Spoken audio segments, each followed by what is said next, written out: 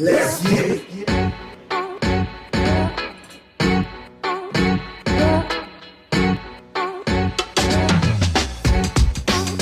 Let's get it.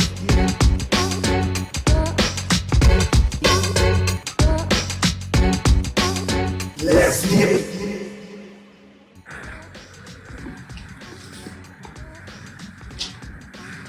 Let's get it, let's get it, let's get it. I got one for you today. It's called Coaching 101. But let us start with prayer this morning. Father God, we just come to you right now and saying thank you, Lord, for these men that have come, oh Father God, just to talk about what it is to be a coach, oh Father God. May something be said, oh Father God, to enlighten us, oh Father God. But most of all, appreciate them as coaches, oh Father God. These things we ask in Yeshua, the Messiah's name we pray, Lord. Amen. Amen, amen. So, I'm gonna listen to you.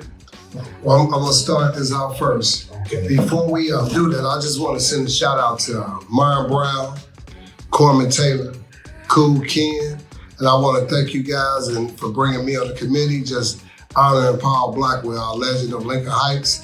Paul Blackwell, that brunch was just awesome. It was out of sight. Paul Blackwell gave his life to Lincoln Heights. He started in '62 coaching, and he just continued on and continued to scale his life up. And he touched a lot of people from Lincoln Heights, and I was one of them. So with that, I just want to especially send that shout out. And we have an awesome show. And I'm gonna turn it back to my man, my other host, Marky Lee. But before I do that, I want to show you our legend. There you go, Paul Blackwell. This is the team I played for, Lincoln Heights right here. We went three OTs at Nippers Stadium. In the storm, it was storming. 3 consecutive OTs, Nippers Stadium against Hilltop Hawks, which back then was P&O. With that, my man Marky Lee, take it. Okay, I'm gonna let the guests introduce themselves and how long they've been coaching that we're gonna dive in. I'll start kicking off then. I'm the young guy up here, Kevin Johnson, man. I'm the head coach at Summer Country Day. Been in coaching for about 7 years now, but as a head coach, year 3 coming in for me. I'm Tommy McBride. I've been coaching for about 40 years. Right now, currently, I'm coaching the 12-year-old girls basketball team since it starts. Anthony Harris, former president of Hilltop Youth Athletics Association. I coached for 16 years, ran the organization for over 14 years. And just to say, I appreciate you guys having us on today. Thank you. You're very welcome. And so before I ask y'all this question, I'm gonna give y'all a dictionary definition of a coach. And in your own words, you tell me what a coach is. And the definition says a person who teaches and trains the members of a sports team and makes decisions about how their team plays during games. Okay, so in your own words, what is a coach? You know, I laugh because what I learned as a young coach is that's the easy part of coaching. That's the easy definition of coaching. But coaching to me, man, is everything off the court. You know, it's all the organizational pieces and the scheduling and the love and the compassion that I have for every kid and parents. And, you know, like I say, organization. I think as a young coach, man, I learned that, you know, when I'm on that floor coaching, that's the easy part. Because that's the part that I get naturally. But the part that people don't see is those long nights, man, the phone calls with parents, phone calls with coaches, scheduling things, man, trying to make sure everything is ran correctly. And, you know, I think some of the best ones I've seen, they're really good at that. You know, it ain't even X's and O's, it's making sure the program, the organization, and the kids prosper. Yeah, to me, a coach is just a extension of a parent. His job is to cherish that person, build that person's confidence, and get that person ready to prepare himself for life skills. It's more than just football. And this kid learning how to be a leader, how to do teamwork, you know, how to put things together and learn and listen. That's carry on through their life as a coach. That's what I think.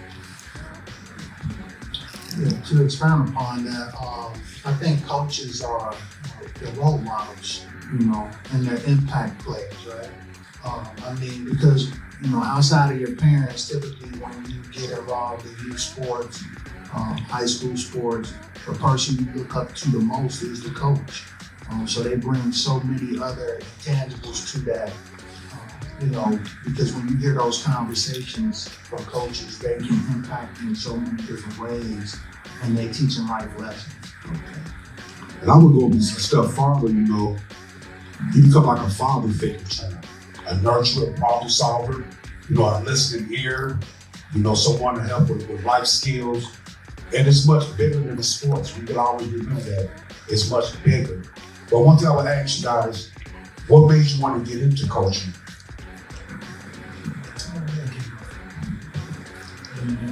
One of the reasons why I got into coaching is I had great coaches over the top of me as I came through. There was a coach named Mr. Bob Kelly, coach at youth high school, God bless his soul. He taught me a lot and how he used to pick kids up, take kids home, you know, kids hungry, fed them, and these are the things that he didn't have to do.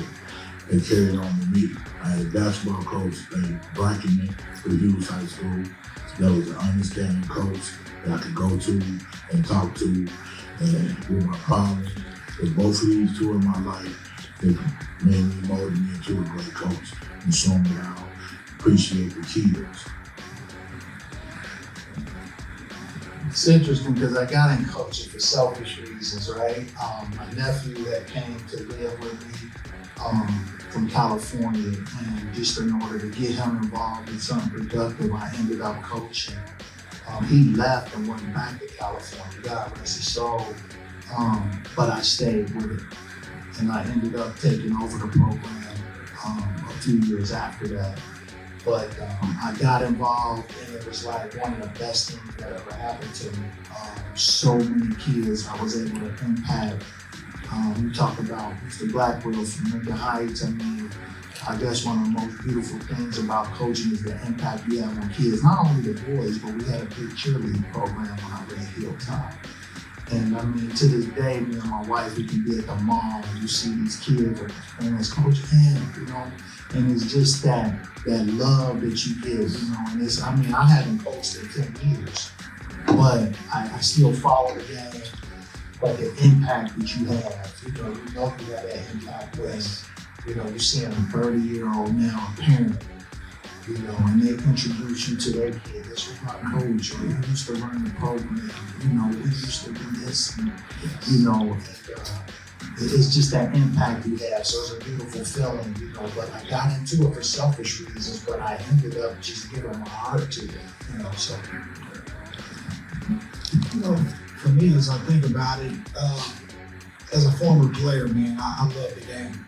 And once I finished up in about 2019, a little bit before the pandemic hit, I started wanting to figure out a way to stay close to the game.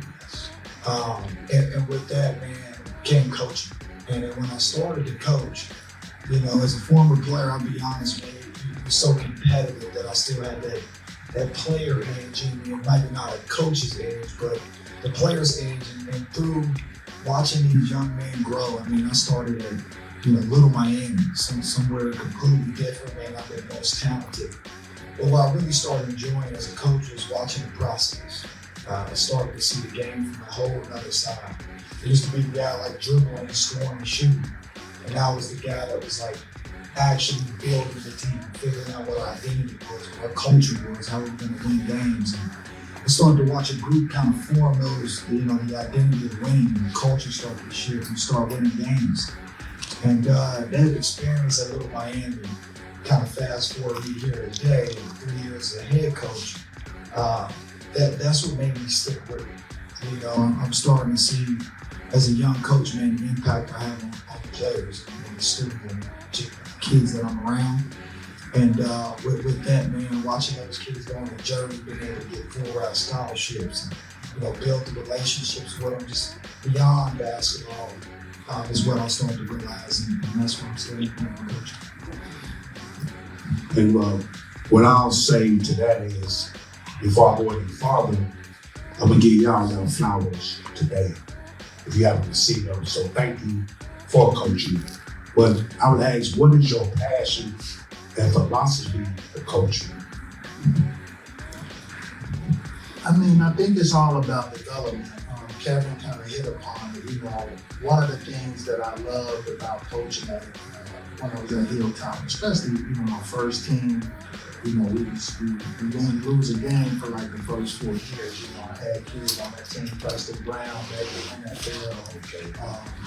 I had several kids on that team that went Division I scholarship. And when I see that group, I think that winning mentality, I think it carried over for them as adults. Because one of the things that I learned even for myself, having looked at Kate, playing state championship football, I became competitive when it came to the workplace. Yes. I wanted to excel, and that's the one thing about kids is giving them that identity to excel.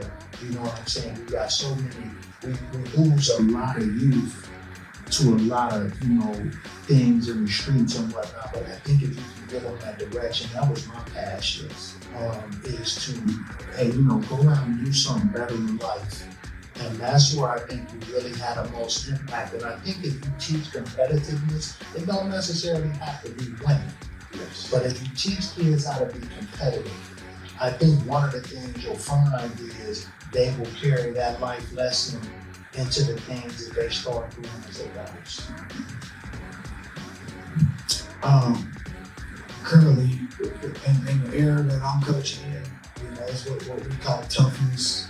And toughness to me is transferable skills, tangible. So my guys, man, the biggest thing I track and what we track in practice and we track for a game, so we call them tangible. So it's not really about scoring, it's about how many people go on the floor, how many people on a loose ball, maybe a jump ball, rebounding, steals, and what you realize is as young coaches, those are effort plays. And I think, man, like you said, just with those skills of competitiveness, toughness, it carries over.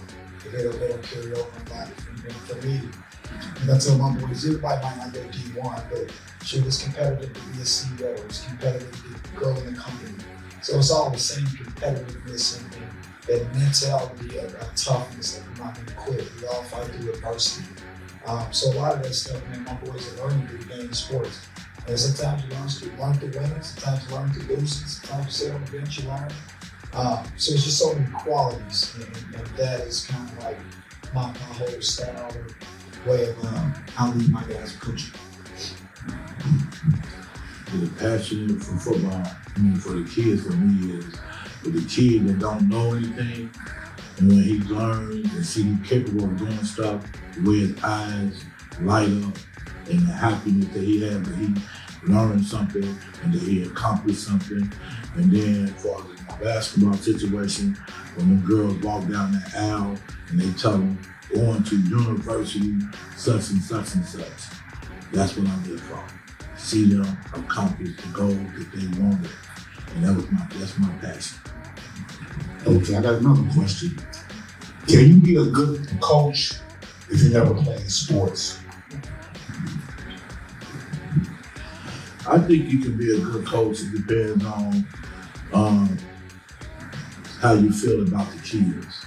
If you care about kids and they're successful and then becoming whatever they want to be, then you can become a great coach, in my opinion.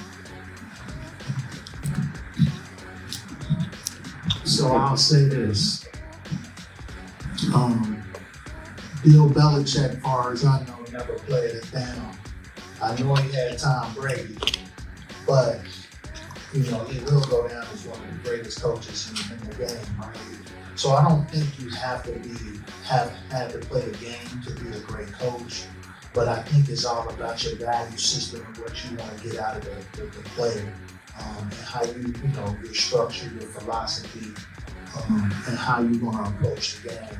So I don't think that you have to be, have formally played the game to be a great coach. I mean, basketball, things like that. I mean, they're guys who never played, but they know how to X and O you. And they don't have that background, but they know how to put together a game plan. I agree. I don't think you have to play to be a great coach. I've played, and even at the highest level at D1, who I played for, may never play at that level. But he understood what it took to win. And I think if you understand the game of what you're doing with whatever sport it is, soccer, football, basketball, for instance, they understood that winning basketball games really comes down to defense and rebounding. Once you understand little key points, I think you can build a very successful program. Now, on the flip side, I am a player who played coach. But I'll say the difference is probably for me playing for a guy who didn't play versus probably being operates is I truly understand in the moment.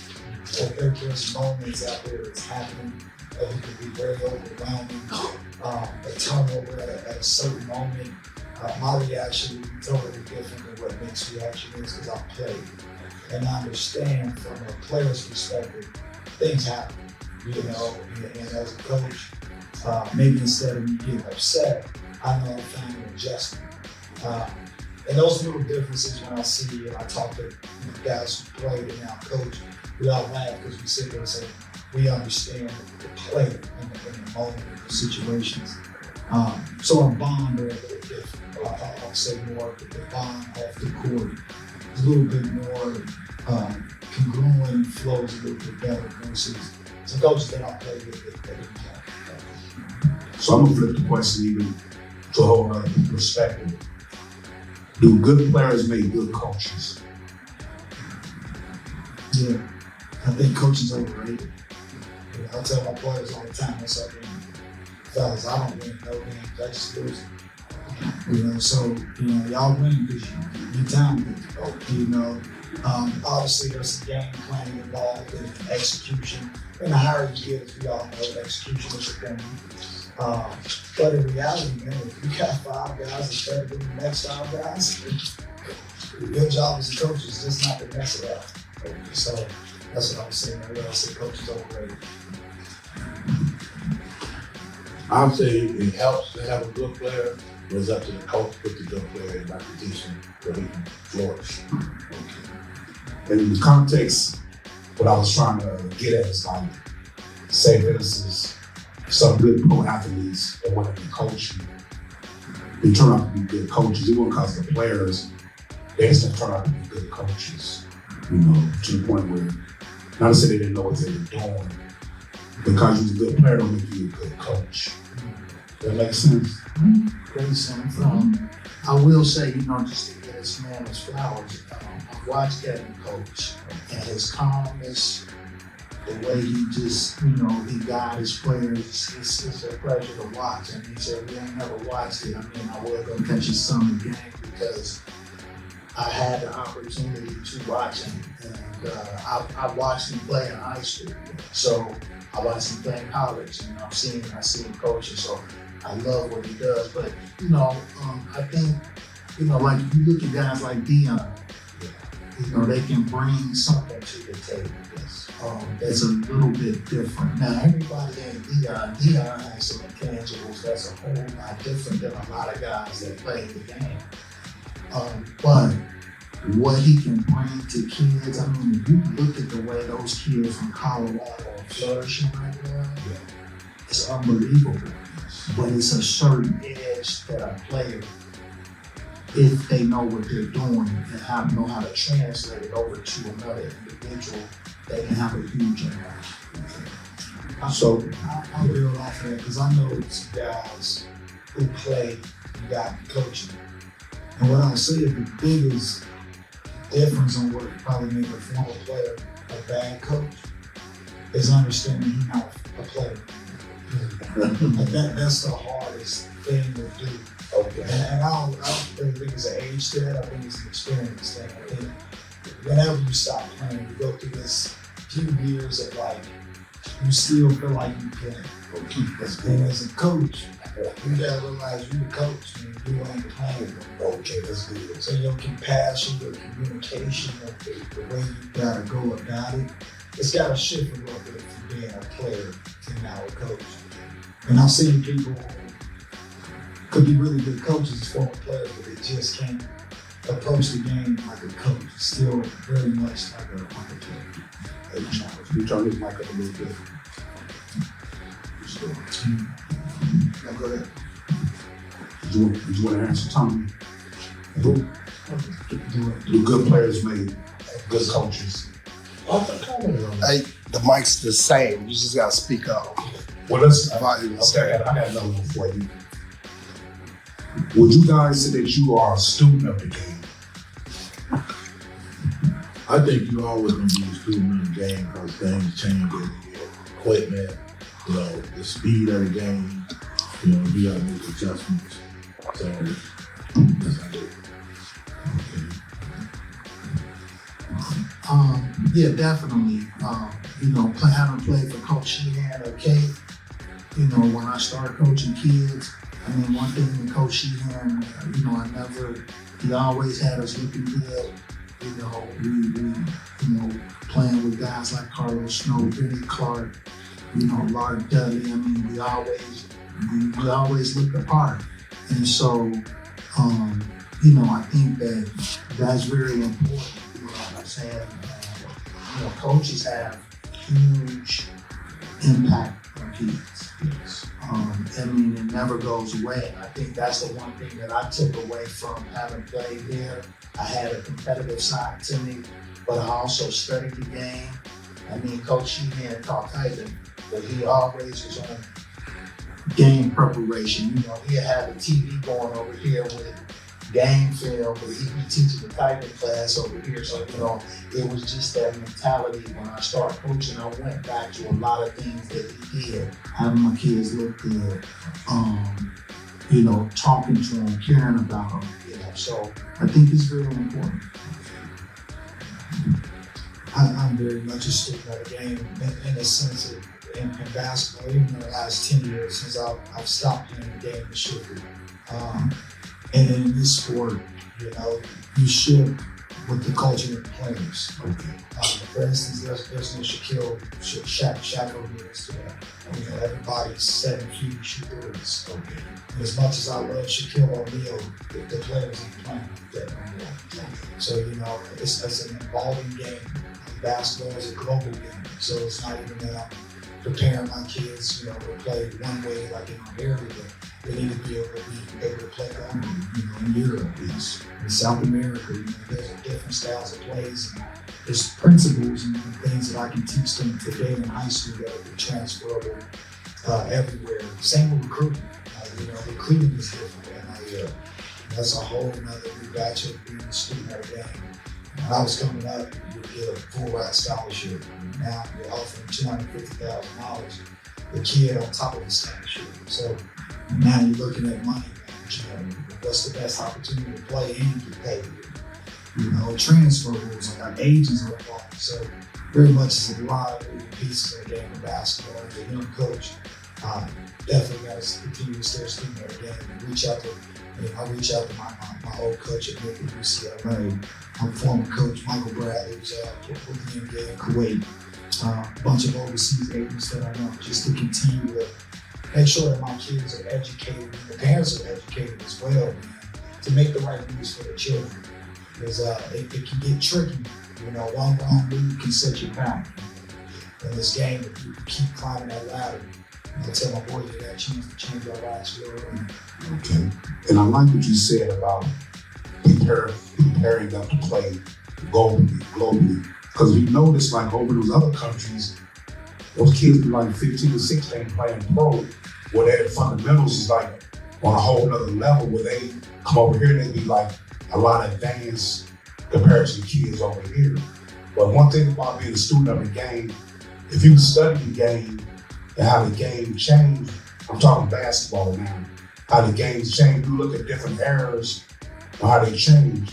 And one thing I would point out, in my era, what changed the game, I would say Magic Johnson.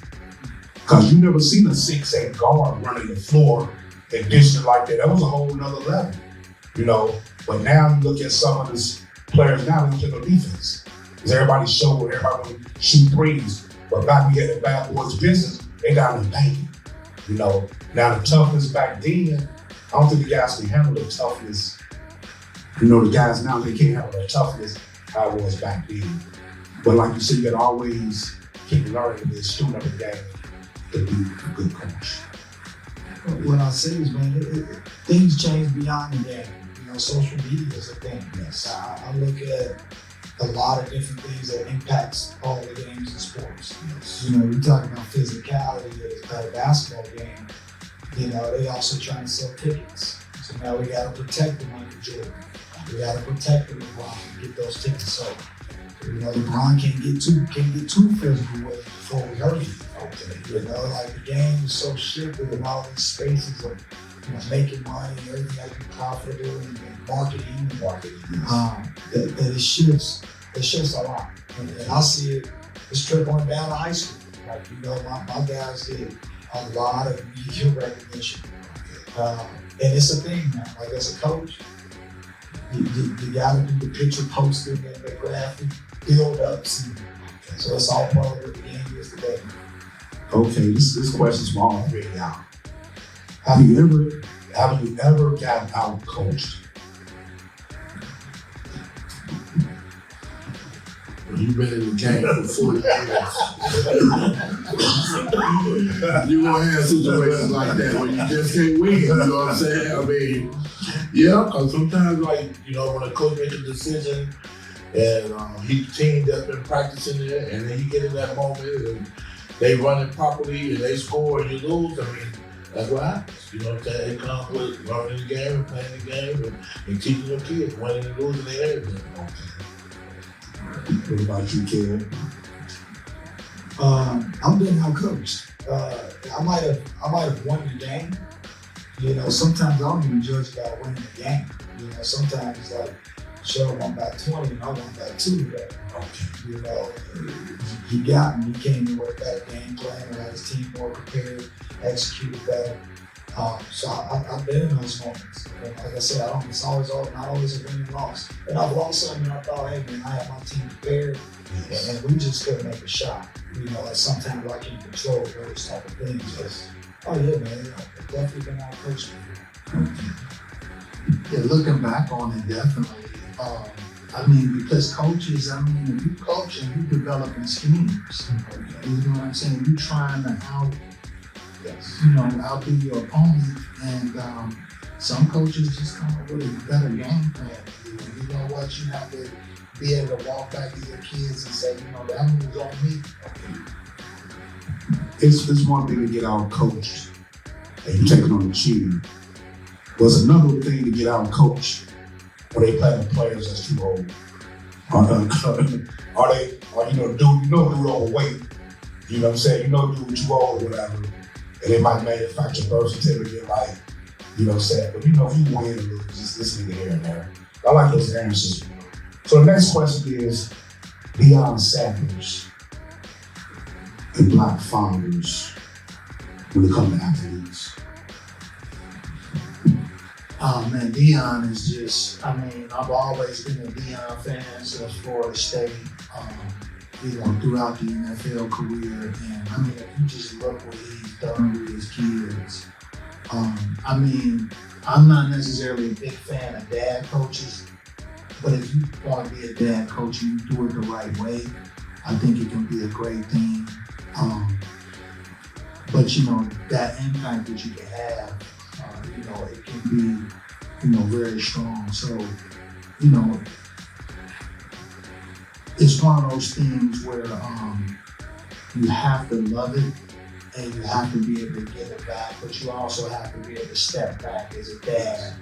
And you have to be able to sometimes let other people take your kids and do the right thing. Because at the end of the day, you gotta have a relationship with your child. Yes. And so if you know, if you're too hard on them, that can affect things at home. So I think when you see him and his kids interact, you can tell the love is there. You know what I'm saying? So obviously he did it the right way.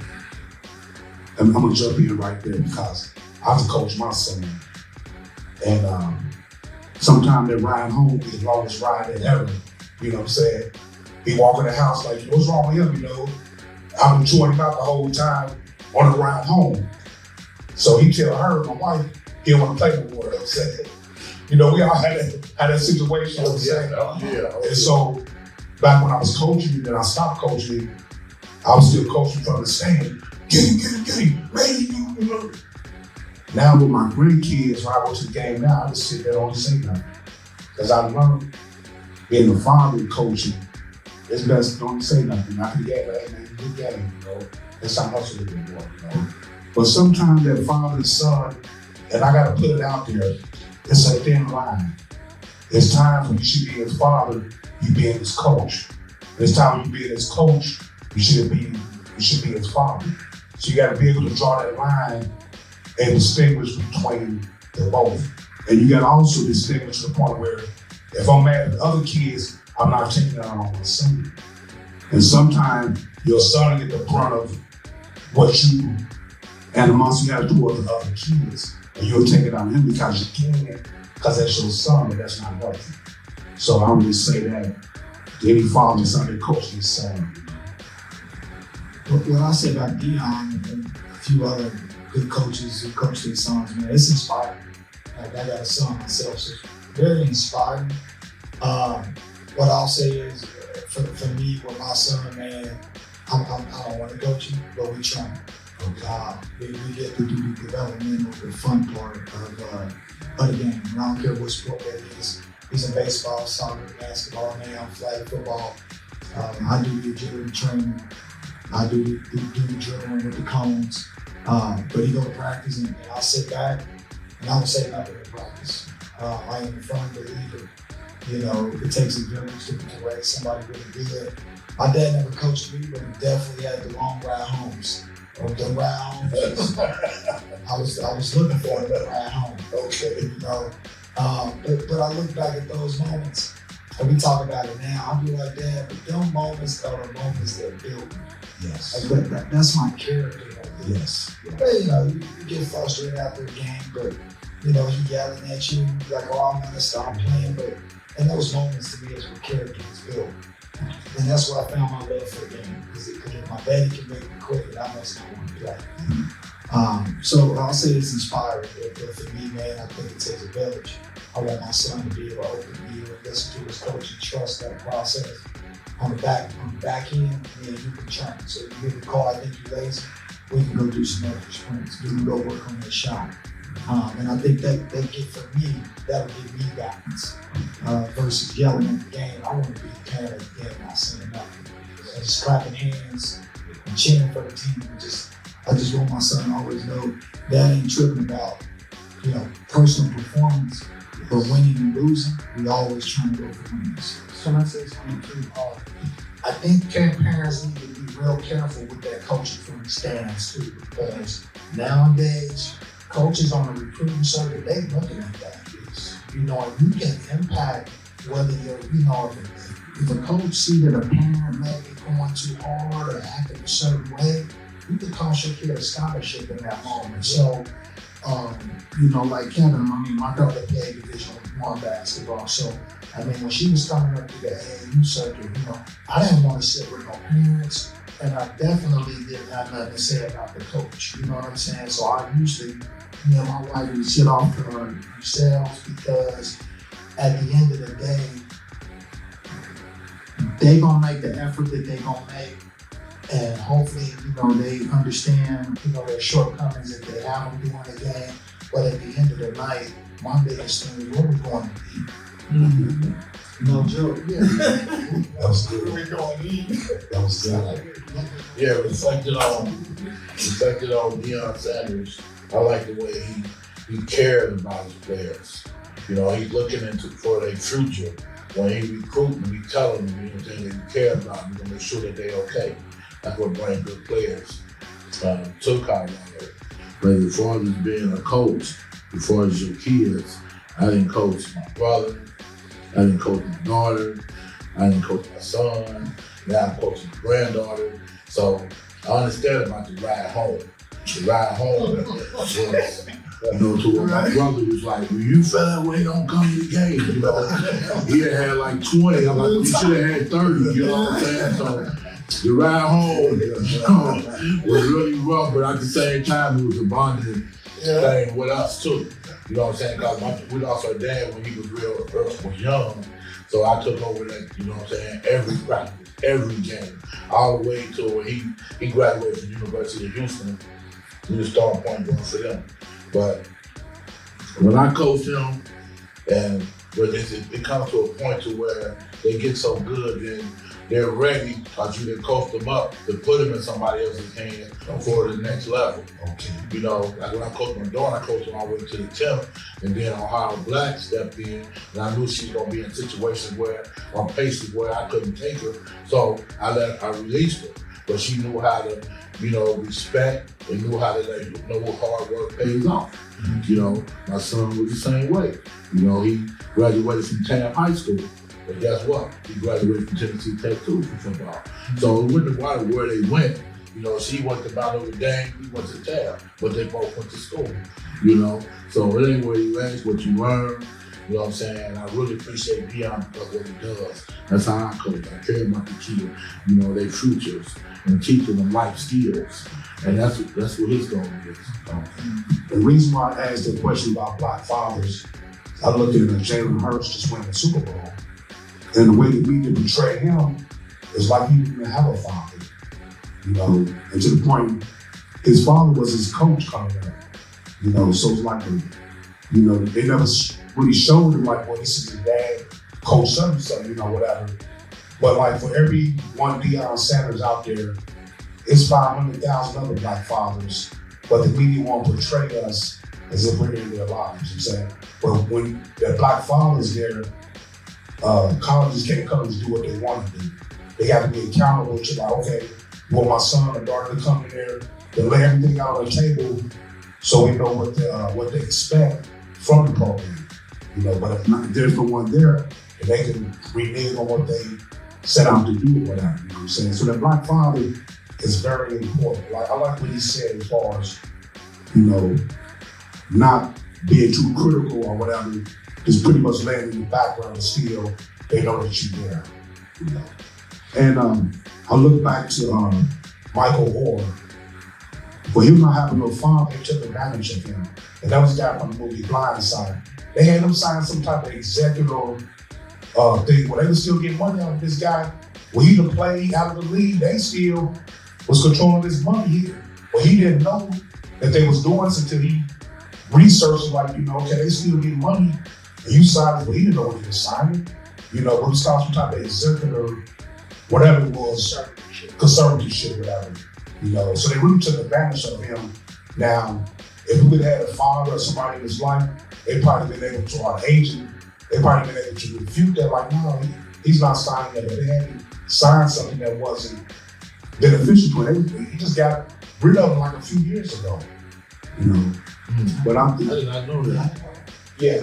And that's what what's name just got out of the singer Britney Spears, whatever. You know, they, you know, Oh, I remember that in my her family. yeah. I had so much Oh, Yeah, okay. that same situation, you know.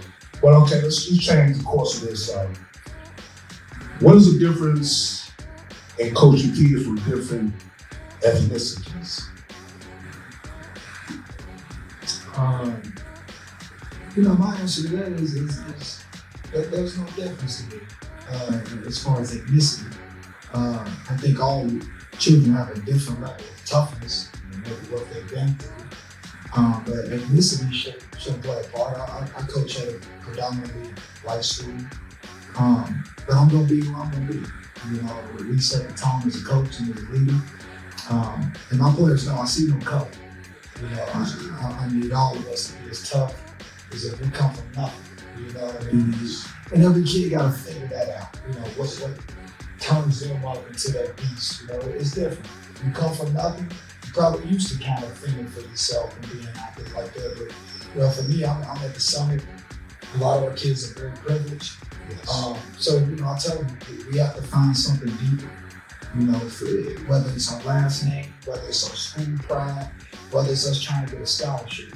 You know, continue to find what motivates you, and I'm okay with that.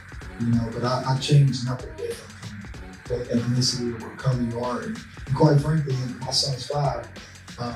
I demanding them to listen and do what I'm asking them to do the same way as my 16-year-olds.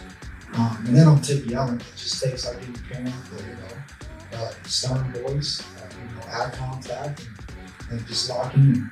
But I see no difference, ethnicity or age. Yeah, I mean, coaching is coaching. I mean, you're still trying to get the same thing out of everybody, right? I mean, ultimately, at the end of the day, you're trying to point everybody want the same result. Hopefully, that's to win the game. If not, what did we learn from losing the game? And, when you on that competitive landscape, I mean, color is out the window. It's about the team. At this point, ain't nobody looking at the ratio of black to white. We're just looking at, hey, how competitive can we be? What am I instilling in these kids? And then it's a good thing too, because, you get to learn something from those different, cultures, because everybody got different ways. Everybody being raised those same, different ways. Everybody's household is different. It's good. Yeah, I feel like color has nothing to do with it. Because I coach the same. I'm me. You know what I'm saying? I coach the same. And the way I coach is getting familiarized with that kid, what that particular kid needs to prosper in his life. You know what I'm saying? What he needs to help him get better. So the color of it doesn't mean anything for us as long as I'm in coaching. Okay. I got another question. Even from a coaching standpoint, I'm blessed to be able to coach different ethnicities. And that's kind of how I want to do it. Right?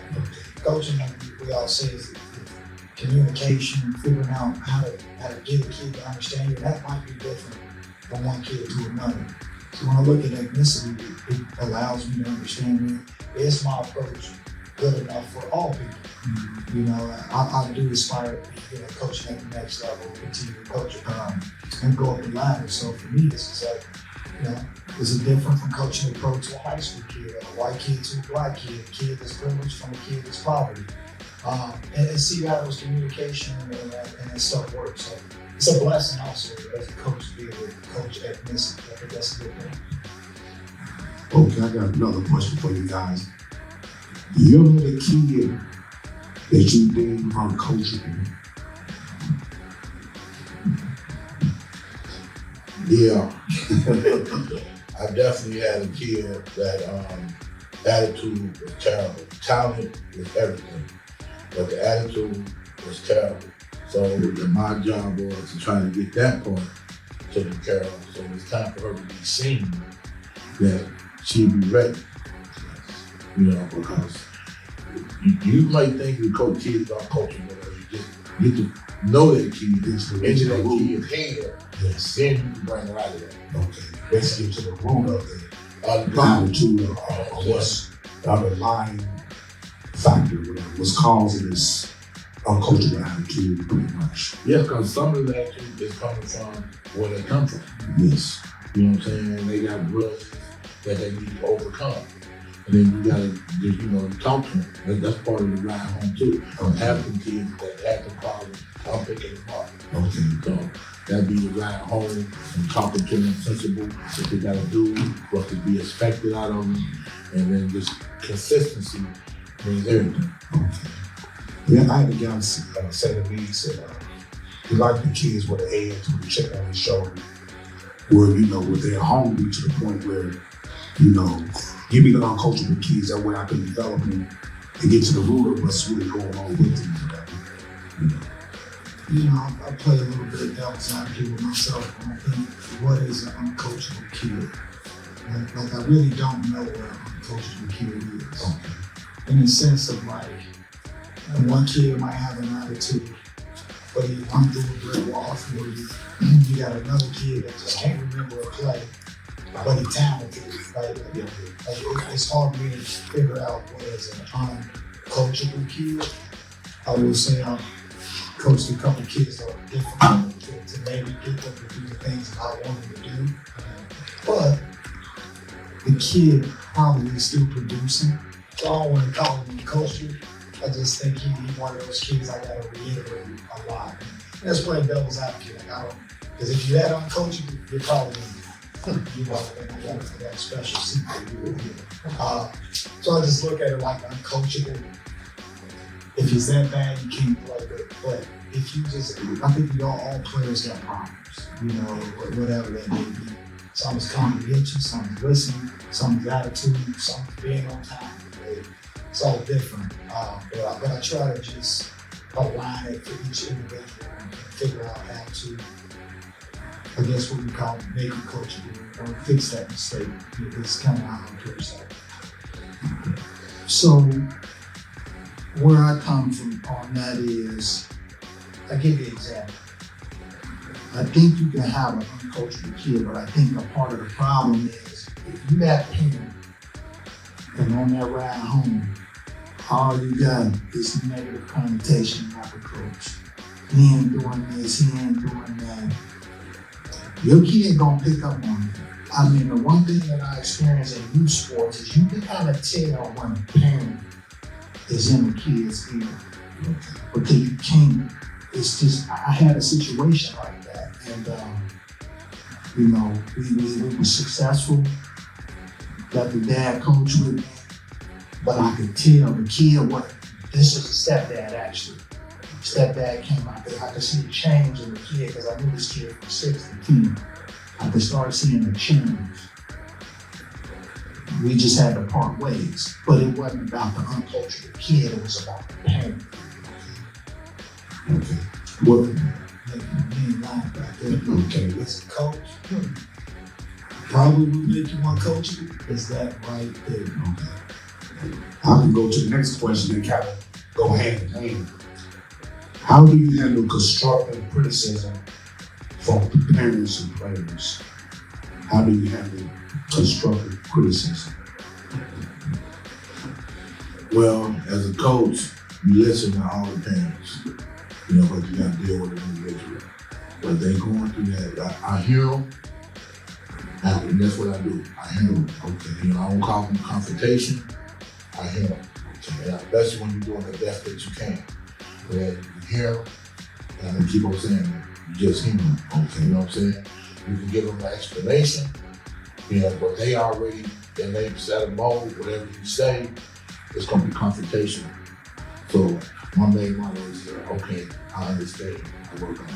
Keep it moving. I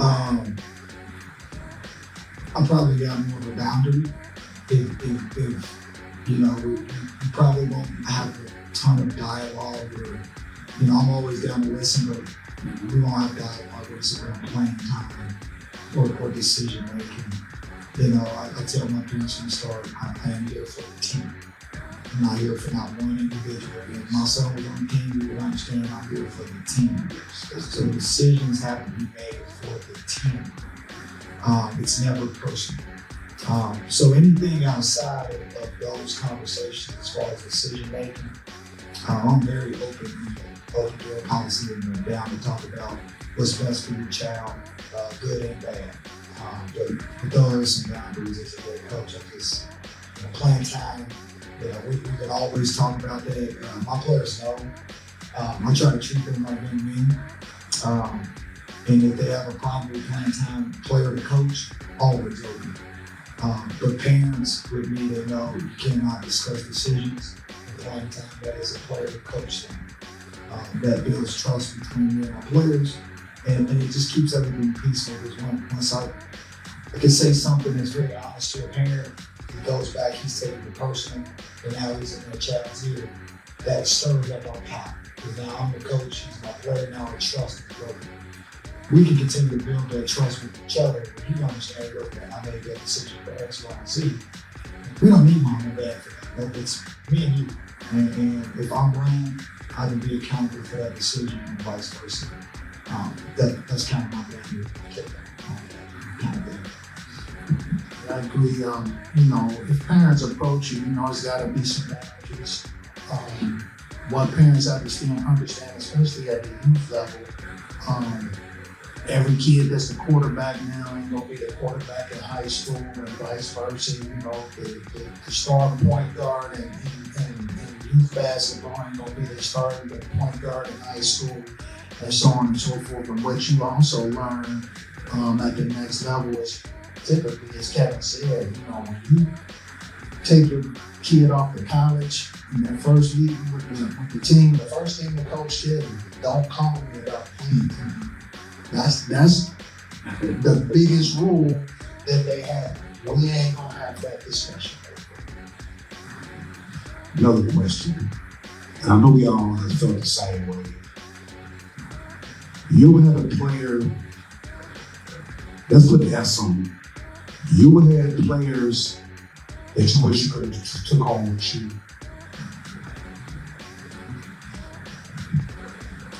I have taken players home with me, not to stay. But you know, and you know, it's a good thing because you know, when parents can trust you with their child, that's a beautiful thing. Because I mean, when my nephew was staying with me, you know, kids would want to come over, hang out with him. He departed, went back to California. You know, there were situations where I had kids who needed to make weight in order for them to, you know, stay on the diet, you know, to make weight. Have them come over to the house after, you know, they might stay for a week till we get the weigh in 2 weeks. You know, we're making sure that they eat properly, that they ain't raised to snack, you know, refrigerator and things like that. So, you know, there's some beautiful kids out here. No matter what the media try to portray, Yes. there's some beautiful kids out here, and all you want to do is love them, because you know what? When you give them that love, they tend to be able to reciprocate that in other ways. You know, and if you know, I mean, I think there's been this definition that we got these, you know, it's always bad apples. Yes. But we have some kids out here that we gotta continue to nurture. We can't give up on them. And if we do that, I think we will be stronger for it as a people and as a society. You know, when I coach my players, I'm open to all this stuff. I think that's part of my job. You know, I'm blessed in a situation where coming home with me is not, you know, a lack of your family or things of that nature. But for instance, man, I had a kid on my team. Dad took a college job. You know, the son was almost heartbroken. Dad's back on the road. I ain't seen him, and you know, he flipped out a little bit. You know, mom's like, yo, I don't know what's going on. Coach, I need you. You know, and you know, a week of that kid after school, come home with me, sit down and homework, talk, bond, understand, you know, dad loves you, but you know, as adults, we gotta make things happen. And look up a year later, this kid, we were looking at senior leader this year, and had a lot of success, early success with junior, this kid, and he's turning that corner. So, you know, I taking him home with you, that like some of that stuff is so vital to the kid beyond the sport. You know, like I know that kid needed that. And that's helped his mentality as a young man grow. So always open that stuff, man. That's what you do as a good coach. As a kid staying old, I said, well, for as far as the football is concerned, I had a lot of sleepovers. Yeah. But you gotta have a good spouse too. You got like 15, 20 kids. Say it again, man. You gotta have a good spouse. Yes. You know what I'm saying? Somebody that's gonna support what you got going on. Yes. Because everybody that's gonna offer the house for 15 kids that's running around. Yeah. You know, and then like I said, God had already told you to spare the rod. Yeah. So some of them was acting up, all of them, matter of fact. I had to just go through with the belt one time, rocking on them. So one of the parents came up to me, she said, well, how was the sleepover? I said, well, you know, they had she said, I heard there was some applications out there, yeah, and they had to get the little butt with you. I said, what did he say? He said, can I come over next week? You know what I'm saying? So, you know, the kids, you know, then when I was starting football, basketball, every time I went out of town, I had 4 or 5 girls with me. You know, I had to get their room next door to mine. You know, put the tape on the door so they keep, if you leave, we're gonna take the door out. You know what I'm saying? So there's that room so we get out there at night, you know. So with them a lot, you know, sleepovers and then traveling a lot with them. I had memories. Yes. You know, one time we traveled, I had 15 on with no pants. Mm. You know, and girls, it was a rough weekend. But we had a nice time and they got memory, they still talking about it. You know, I got kids like 35 years old right now. They just posted something 2 weeks ago. They was 8 years old. Saying, you remember this? You remember that? You know, that's the enjoyment I get out of coaching things. Yes. I look back, you know, the reason why I ask is every kid you wish you could take home with you or whatever. We look at LeBron James, for instance. There's times he would call his coach, "Hey, I need to come stay with you." And they was open. We talk about average kids. LeBron, they might say, well, you know, he gonna be rich one day. Yeah, you come stay, you know. And they might be looking at it like down the road that he gonna, you know, but no, we're not doing it for that. No, yeah, you can come stay, whatever. You say come a nice how long you need to, but the base is you gotta have the right spouse to buy in with you, because it's like, you know, if they not with you as a coach, because like I said earlier when I asked what is a coach, you become a father figure, a nurturer, a provider, you know, just a listening ear. You know, I heard an instance one time, it was a football team, whatever. So the little white guy, the first day of practice, whatever, he pulled up in a Bentley. They dropped him off in a Bentley, whatever. So he got out, went in. The black kids, parents dropped them off, you know what I'm saying?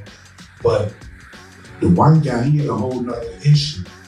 He said, what I would love to have for my father to drop me off to practice. It ain't about the Bentley on the car. The other kids got their fathers to drop them off, you know? So he had a whole nother dilemma. Like, we looking like, man, I would love somebody drop me off in the Bentley. Nah, it was that father, missing his father, whatever, you know what I'm saying? So he said, I'd rather have my father here with me versus how they got their fathers with them. Can I make a statement real quick? I think the one thing that I'm seeing at the youth level is we gotta change some things though. You know, a lot of people living vicariously through these kids, and they need to stop that.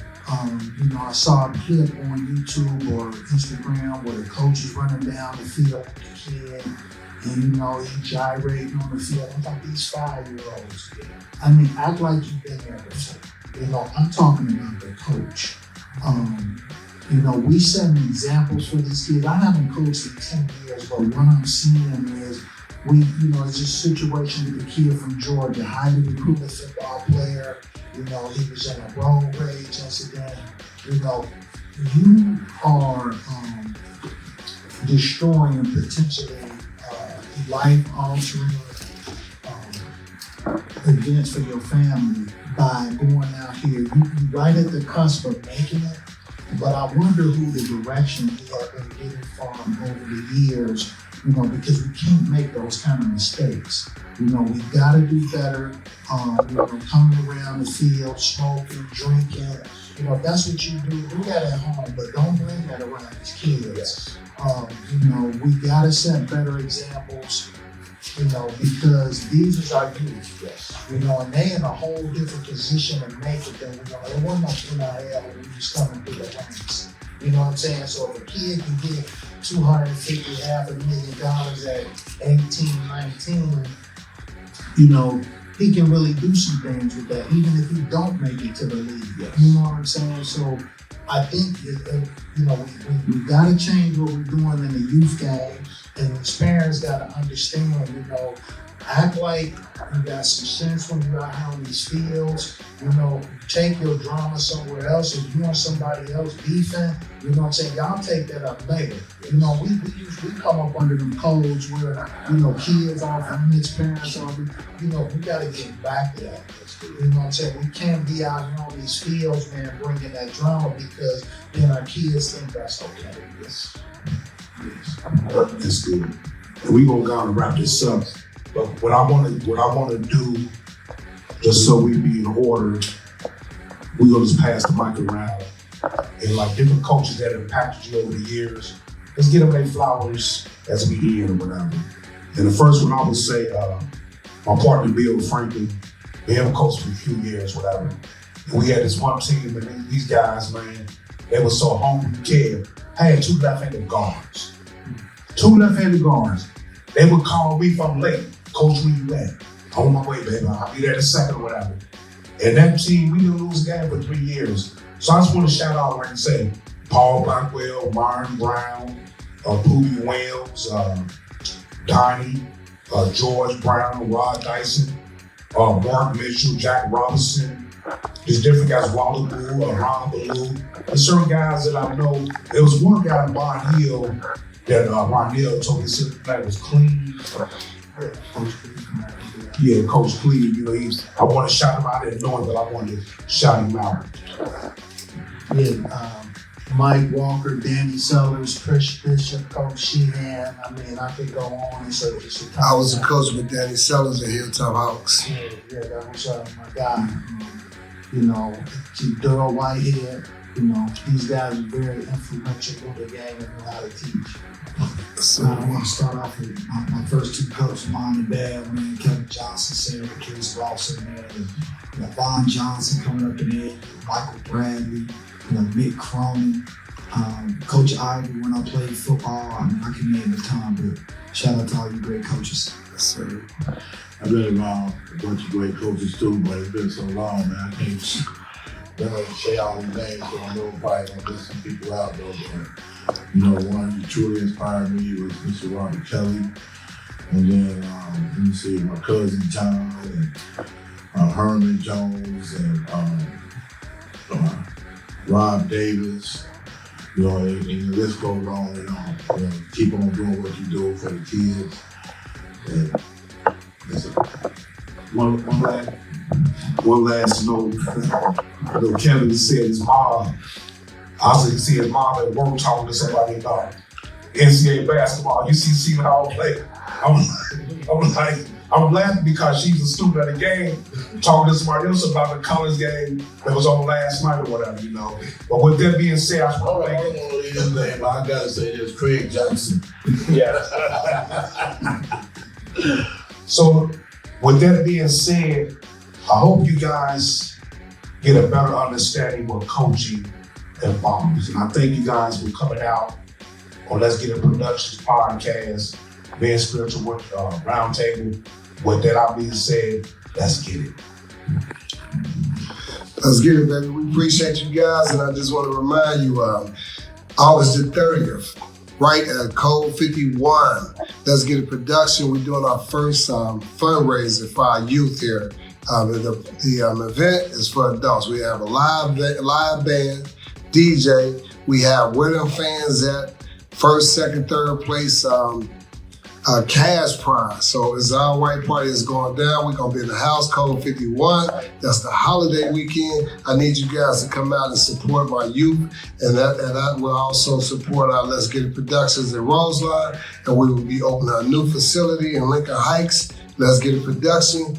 Ribbon cutting is September the 13th. So with that, you guys, I appreciate you coaches coming out. I appreciate you, Marky Lee. You guys is in the house, man. You're doing a great job. And I knew you from somewhere. Hilltops Hawks. Where you know, yep. As soon as you mentioned Hilltops, I was like, yep, I remember you, man. You did a great job.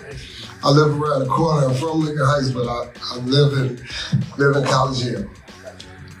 You guys, let's get it. Let's get it, baby.